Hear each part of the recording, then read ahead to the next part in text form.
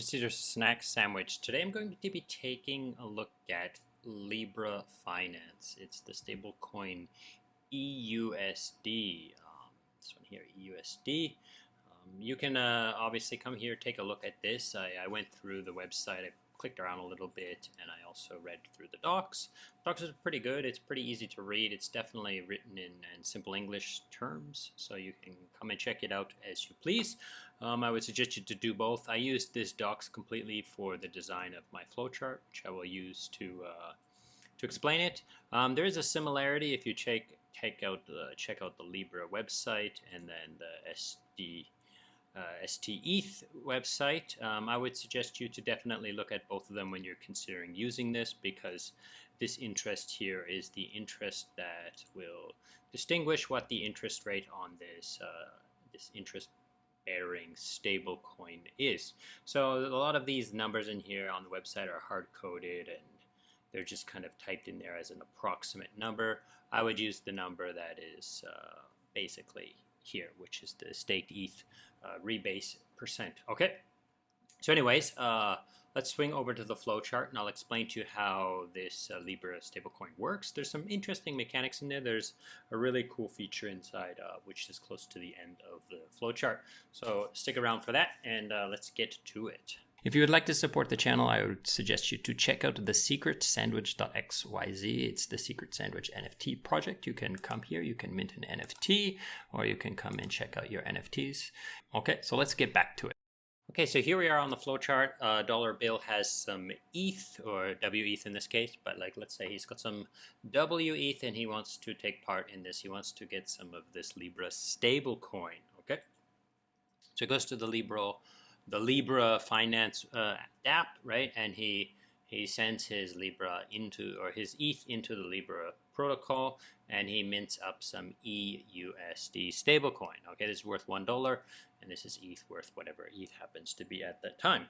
Now the collateral ratio, the minimum collateral ratio is 150%. If you go below 150%, then you will get flagged for liquidation. The docs recommend you stay above 200% for volatility safety to some extent. I would suggest you do your own decision. You do degen as much as you like, but I definitely know that if you go below 150, you will be flagged for liquidation and start getting liquidated. Okay, so you put in some ETH and you mint out you borrow out some stablecoin. Now this stablecoin doesn't have any interest on it. It's an interest-free stablecoin, so that's a good feature there for sure.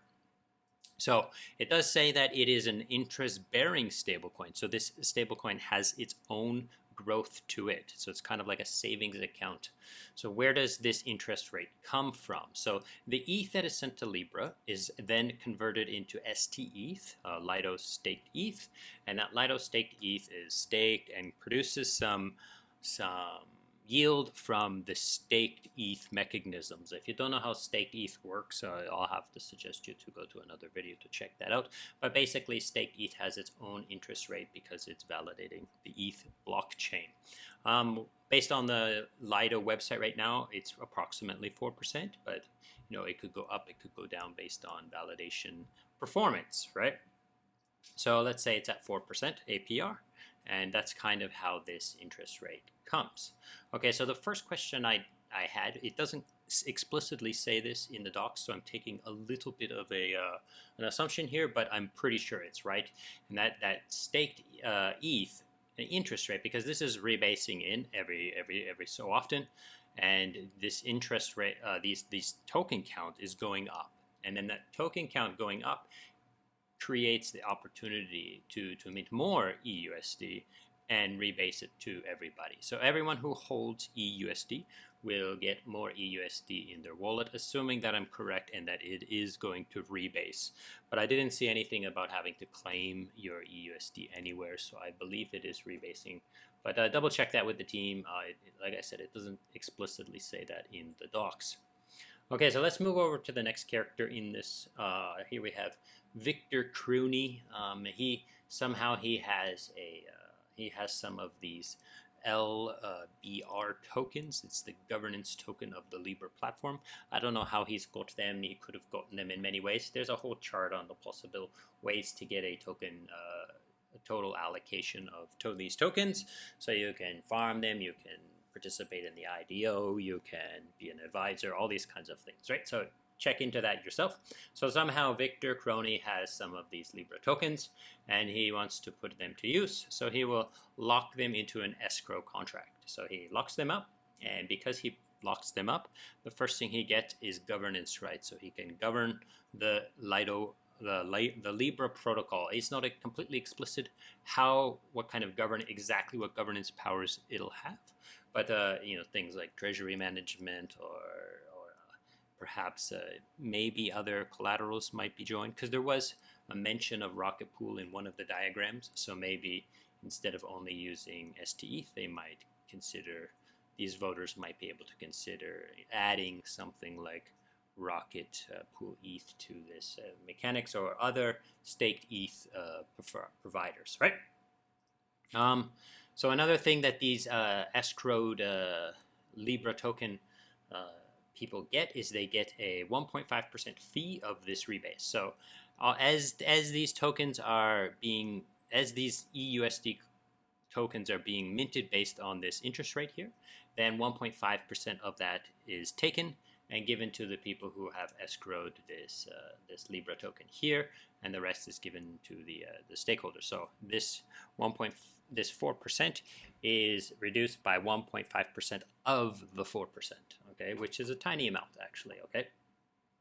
Moving on, if he wants to get his tokens out of here, he has to initiate the withdrawal, and that takes 30 days to cool down. But it's linearly, so every block he can take some tokens out, but the entire amount he put in will be available to him in 30 days. Okay, So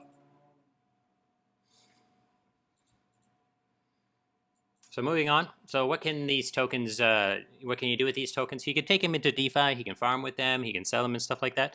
But let's talk about the peg maintenance. The first, it has the normal stablecoin peg maintenance system, where if the eUSD token happens to be above peg, then it encourages dollar bill to actually mint some eUSD. So if he mints, $1,000 worth of eUSD and it's above peg, then maybe he can sell it for $1,100 or $1,090 or something like this, right? So when it's above peg, it encourages him to mint some and sell it on the market for a profit, right? And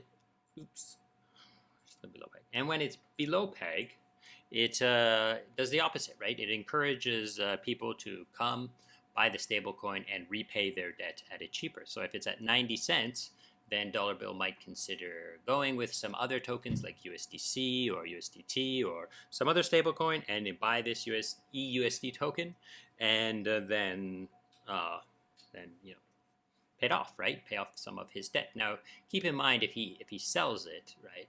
If he sells out of it, then he's giving up this interest rate, right? So have to keep that in mind. Now, this interest rate will go into this pool as well, right? These interest rate tokens would go into the pool if there are some of those tokens in that pool. Now, this is where it gets interesting, okay? So this opt-in mechanic that dollar bill, because he has a position open, a collateralized position, he can opt into this rigid redemption mechanism, which is quite interesting. So not everybody is in this position, but you can opt into it, and it kind of implies that you don't need to opt in your entire position. You might even be able to opt in like a part of your position, but I'm not exactly sure of that. That's kind of an assumption there as well. So how does this work? This is the most interesting part of this protocol, in my opinion, and that is, if he opts into this rigid redemption model, then a third party can come along and basically get some eUSD. So however grandma wants to get this eUSD, so obviously she would buy it, or let's say she had it or something like that. She could use that eUSD, right, to pay off dollar bill's debt and take some of his ETH, okay? She will never be able to take all of his ETH because it's not a liquidation. It's kind of just like buying this ETH, right? Now, she would probably do it based on the peg. It's as another form of peg maintenance, okay? So if it's above, or so if it's below peg, like 80 cents, 90 cents, it'd probably be a good chance, and she wants to buy ETH, then she could use this mechanism to buy some ETH, okay? So let's take a look at this text here. It says partial.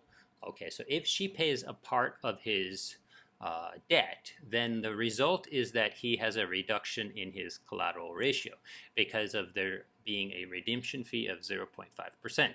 So if she pays off some of his debt, she will get out some of his collateral, but she will have to, like, it's the amount of collateral she takes is reduced by this redemption fee. So he actually ends up with a better collateral ratio after she's partially paid some of his debt. Now, if she pays his debt in full, then she takes most of his ETH, but again, this redemption fee causes her to leave some ETH behind, and he is left with no more debt, and his ETH is gone, but he still has his eUSD token, which is earning this interest rate, assuming, or wherever he's put it to farm, and so forth. So that's pretty much how I understand this and how it works in my mind. I could be wrong about a little few things. As always, go to the Discord, go to them, ask more questions, read the docs for yourself, and find out if this is interesting to you. I think it's pretty cool. I really like this new opt-in redemption fee, as opposed to making everybody subject to it, or making the worst positions subject to it, the ones with the worst collateral ratio. Like, there could be people who are much more degenerate than Dollar Bill, but they haven't turned this on, so they will only be victims of liquidations, right? So it's kind of good, because maybe he wants his ETH. Maybe he's bullish ETH. He doesn't want any of his ETH to be taken away, so maybe he won't opt in for this, okay? So that's it for today. I hope this has been useful and interesting, and thank you so much for watching, and goodbye.